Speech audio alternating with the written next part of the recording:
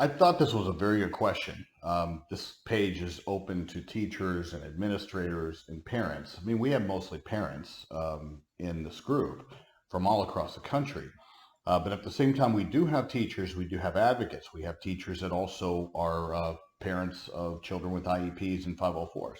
So, I wanted this page to be sort of I hate the word safe space, but a sort of a safe space for us to sit there and have these kinds of these discussions and learn from each other and also understand the true nature of the IDEA and how it should be applied. And when I say true nature of the IEP, obviously I'm presenting the parent perspective. But at the same time, I believe that because this law was created as an anti-government law, because it was created as a civil rights act for a disenfranchised segment of students within the public school system that have historically been left behind. So, it is sort of an anti-school or an anti-government piece of legislation, which shifts some power, say, over to the parents, and also comes with funding for the school system to be able to provide a FAPE in these programs. That's how I look at it. So I think it's important for educators and administrators to understand the parent attorney perspective about how this law should be implemented. I think it's very valuable to stave off future issues and future due process complaints. I get it as far as board attorneys and how they perceive or how they interpret this law. I do not interpret it that way in many respects. And I do not interpret it the same way as many state departments of education, because you have a singular perspective, that is very much an institutional perspective. And I think in this particular situation, it behooves somebody, just like myself. I try to keep myself focused to where, for example, a lot of the books that I use in order to keep on top of what's going on in education are all education books. And they're also legal manuals written by board attorneys and presentations given by board attorneys. Why? Because I don't want to be stuck in that same tunnel vision with just a singular perspective. I am very careful about that, or I try to be very careful about it. I'm human like everybody else, guys. I don't walk on water or anything like that. So I don't want to give that impression that somehow I think. I'm just telling you as a human being in my personal journey on this earth and in this life. I really do try to every once in a while recenter myself to broaden sort of my perspective so that I don't exist inside of an echo chamber to where I'm surrounded by people who agree with James Collini. I want to know how other people view these problems, because that's where you end up finding that middle ground. And it staves off continuing issues that exist within public education. So that's what I'm sort of recommending to everybody out there. So I appreciate this question. And so let me get to it. What can a teacher do if a student has a history of aggression towards other and he's hurting students, but the district refuses to remove him from the classroom to a different setting? Now, I'm making an assumption that that's a teacher asking the question. It was posted anonymously, so I can't tell what the individual in the group, what their particular background is, which is fine. It doesn't matter. But I'm going to sit there and sort of assume that this is a teacher, and it's a very good question.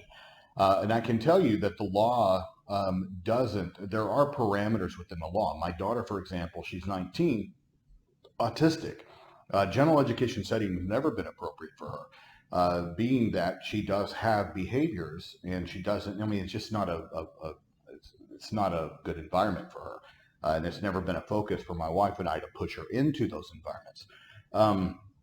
Keep in mind that students that don't have IEPs, along with peers that do have IEPs, they all have a right to the same type of disruptive free learning environment. Okay. Um, that's why we have those questions in every IEP of whether the child engages in behavior that impedes their learning or the learning of others. That's why that question's in there, guys. It's one of the one of two reasons justifiably that a school can remove a child to a more restrictive setting is the level of behaviors that the child engages in. And that's what I'm about to get into is what those parameters are, because as far as a school system refusing to remove a child, that's a harsh term. At the same time, there are procedures that must be followed in order to be able to justifiably and create a legally defensible position of the school system of why that child, why the general education setting may not be appropriate for them. Okay, but the school's got to follow that process because like I said, with my own child and with some of my clients, those are not appropriate environments for them. But have I represented, and do I represent parents of children that if the school would have followed the process, general education would be appropriate for the for the student with supports or with additional training? Absolutely. And so I will come in and stop things like this from happening as far as the removal of the child until the school follows this process and is able to show through a series of data collection that this environment is not appropriate for them. Okay, so I know I get tagged every once in a while by schools, especially administrators that go, Galini's just coming in and wanting these kids with bad behavior and violent behaviors to stay in these classrooms. That's not the case. That is not the case, because it's not, if the child's engaging in these behaviors, there's a reason. I want to know why. All right. And if those aren't appropriate environments for them, then believe me, it's a miserable environment for that child as well. It's not fun for them. So, but it's not about that. It's having enough wherewithal to follow the process and follow the law in order to rely upon the necessary data in order to make that decision as an IEP team. And not just check a box and go, well, this kid's engaging in behavior, so, he can't be in there. That's not necessarily the case. We need to find what the trigger is. We need to find what the problem is. We need to address that problem. And if that isn't enough, then you move into a more restrictive setting. Behavior is one. The only other way that you can really justifiably move a kid out of a general education setting is if the child meets a standard or a definition of what would be considered severely cognitively disabled. Outside of those two parameters, guys, there's real no justification to remove children from a general education setting. Okay, so let's get into this behavior. What is that process? The child's engaging in behavior that impedes their learning of others. That doesn't necessarily mean flipping desks and being violent, anything like that. That can also go down to their inattentiveness, their distractibility, them falling asleep in class, them talking to peers. That isn't necessarily highly disruptive, but is disruptive to the learning setting. Those are minor.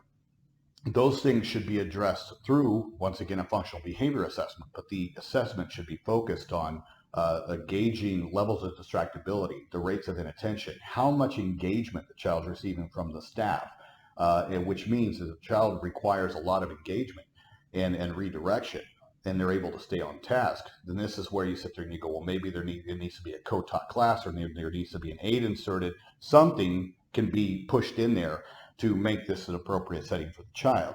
Now, you move into these situations to where now you have this escalated situation to where not every day, not every week, maybe every other week, maybe, but infrequent, let's say, meltdowns or behavior events that at that point, it's not every day. The child can be successful for a period of time, and it's not an everyday occurrence. So at that point, yes, a functional behavior assessment needs to be done to sit there and nail down what the trigger is that then triggers and then escalates these outbursts or these prolonged meltdowns. Because if there was a pattern of behavior every day or every other day that ended up being violent or having to clear the classroom, things of that nature, then guys, I'm all about that. But the data would show that the child, the majority of the time, is fine. So it's sort of like a doctor. We need to identify where the problem is. We need to cure that issue. And then at that point, so I know that people go, oh my God, the child had a meltdown and it was so crazy. I get that. but it wasn't every day. So let's look at the child and the success that the child is having the majority of the time, because that tends to be lost in special education a lot, to where we have general education kids with no IEPs that they engage in maladaptive behavior. They're dysregulated just like everybody else at that age, but they're not being judged like like special education kids, to where there's data marks about all the little bad things that they're doing. Instead of looking at and I understand we have to get data, but we also need to have the proper perspective that we need to catch the kid being good the majority of the time, which is what most kids are doing. They're being good the majority of the time. But yet sometimes we judge them on this little stuff that they're not doing right. And then we want to knee jerk and remove them to more restrictive settings. That's not it. And so if the kid is having sort of intermittent or episodic episodes, but they're not every day, then at that point, yes, we need to take a little bit more time to sit there and identify what the issue is and address that issue, whatever the antecedent is. Okay. Now, if this turns into a daily thing, then once again, we need a little bit of time to sit there and know, do we need to up the training? Is the teacher the trigger? Whereas if we move the child to a different class or a different teacher that has different training, then at that point, this may resolve itself. And I am not naive to know that teachers understand how to press buttons and how to get reactions out of kids that they don't necessarily want in their class. I'm not dumb to that either. It happens. And also students and teachers, adults and children, sometimes they're just not the good fit, guys. And I'm acknowledging that because that's true for my daughter as well. There's some adults that just don't jive with her, and she doesn't jive with them. I don't force people to like each other. And I don't force children and adults to like each other. And I think it's ridiculous if schools try to force these kind of relationships on when, if you just sit there and think through it and identify alternatives, adults should not get offended by the fact that this kid doesn't necessarily like them, and vice versa. All right. But it's just unnecessary to have these kind of festering problems because they don't go away. They only escalate. But if the data collection supports that the process was followed and there's data to support a more restrictive setting, then the school should have done that. Okay. But it depends on how frequent it is and whether the district followed the process. There's nothing in there that says that the child has a right to infringe upon the educational benefit that neurotypical students or other children with IEPs are also entitled to. And I'm not a fan of that. There's just no reason to keep a child because, like I said, it's miserable for them too. They're engaging in this behavior. And you think that they, and they're children and they have, obviously they're dysregulated. And sometimes you're sitting there going, well, they don't want to be stigmatized, but yet they engage in these behaviors. I get it. It doesn't make sense sometimes. But at the same time, guys, this is where empathy and compassion comes in, and patience to a degree. But that degree doesn't take that long, seriously.